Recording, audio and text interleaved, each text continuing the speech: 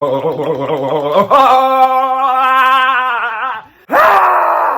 just start the video off that way, right? Let's just let out a huge exhale because nothing makes sense. Everything is crazy. There is so much anxiety in 2019. Today is the perfect day to talk about mental health, you guys, because it is World Mental Health Day. No, I'm not having a manic episode. This is just how I feel. And maybe, just maybe, I had a hit of my weed pen. Because guess what? It helps me. This is a long video. World Mental Health Day was initiated so that people could talk about mental health. We don't talk about mental health enough. We don't talk about it in a way that humanizes us.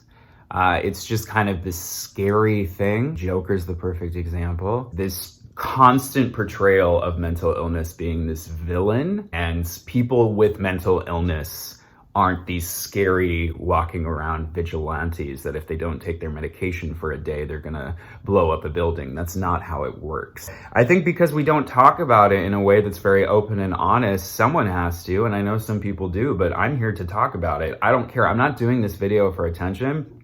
I'm not doing this video for anything. If anything, my parents are probably like, shut the fuck up. Stop talking about things. But that's the thing, when you throw all that stuff under the rug, it piles up, and all of a sudden I'm under this pillow and I can't breathe because it bottles up. So I'm here to talk about it because today is the day we get to talk about it. Now, Oscar, this bitch, Judy. I spent a majority of my life, like 27-ish years, pushing shit down, obeying everything, because I came from a Catholic religious background, which now I'm realizing had a huge effect on my mental psyche, add in the fact that I'm gay and that whole story. Yes, my parents have definitely come around in a way that I'm so proud of, but I dealt with a lot of shit with that internally. And being in a church and dealing with all that. And tomorrow is actually National Coming Out Day. You're not forced to, no one's putting a gun behind your head or anything like that. But just know that visibility does matter. So thank you for helping contribute that. Being closeted, amongst other things, definitely created a lot of anxiety, depression, and all this other stuff that I did not know were real. Ended up being bipolar 2, which I am diagnosed with.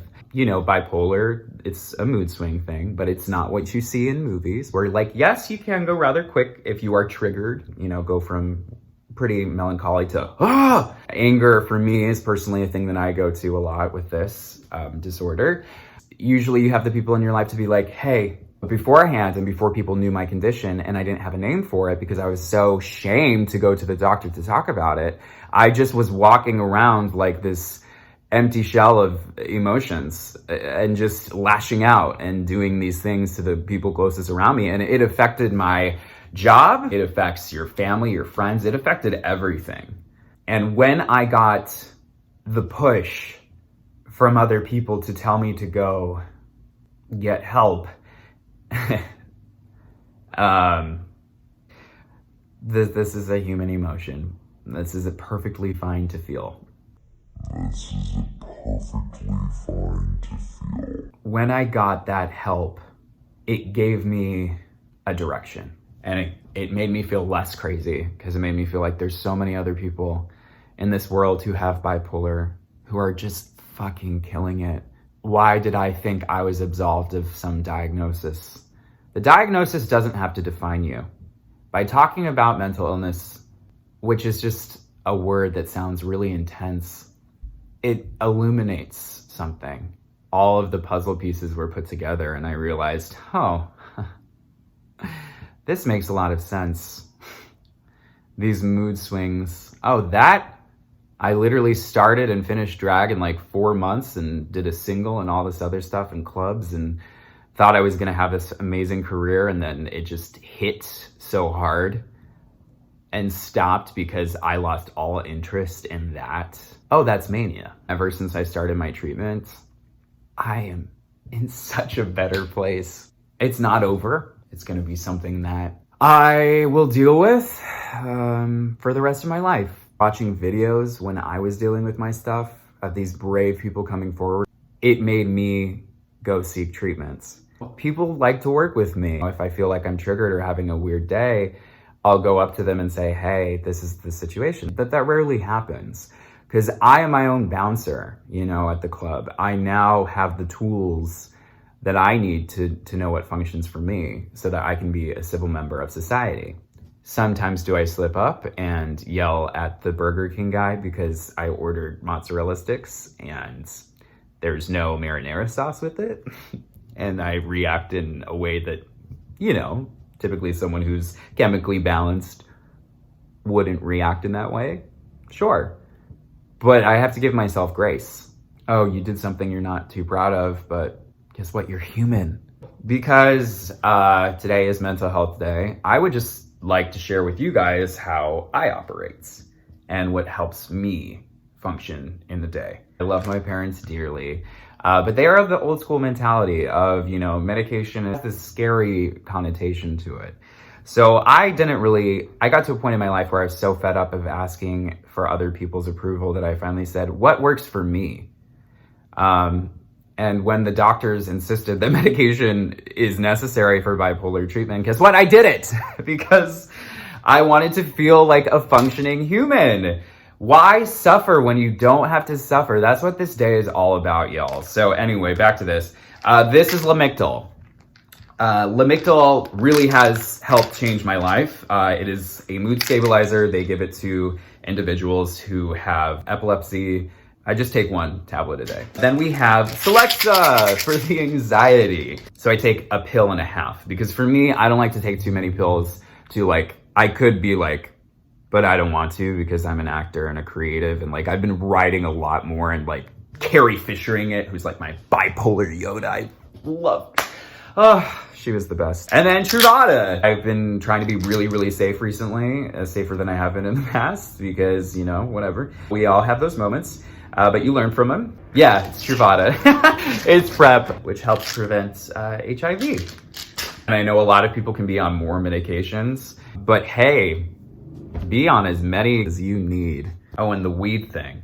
I function very highly on it. And for me, it helps make me be a better me. I use it for medicinal purposes. And if you don't use it for medicinal, rock on. Because living for other people, be good to other people. And as long as you're not hurting other people. And once they pay your bills, you don't pay those bitches no mind. Something like that, RuPaul. Exercising, I think that's another thing I do. I go on hikes. I do it for me. Look at nature. And, you know, Eckhart Tolle, he talked about the first thing you should do is go out into nature and look around and realize how small and insignificant you are in the scheme of things. I also go to therapy. She is wonderful. I won't say her name just in case she doesn't want me to. I go weekly and that helps. And recently I have been looking into going to some bipolar support groups too, because our society is scared to talk about this stuff, you guys. As much as we say, you know, people say, it doesn't, that the diagnosis doesn't affect me. It doesn't change anything. It does. Things changed when I was honest about my shit. They hear bipolar or they hear whatever and they think the Joker or they think cuckoo's nest or they think all of these things that are sensationalized because we don't have enough of this. So today, I encourage you to, if you're struggling, hopefully this helped. Hopefully this lifted you up a little bit. I had a friend who actually is posting something today about something that she's been struggling with. That is a mental disorder. And I'm so proud of her.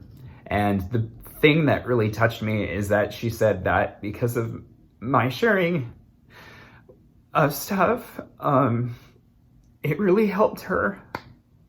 And I get that a lot. And if that's my legacy, then that's great. But even then, it's like, why do I have this feeling of like, it's a shame for me to cry? Emotions. Crying is okay and natural.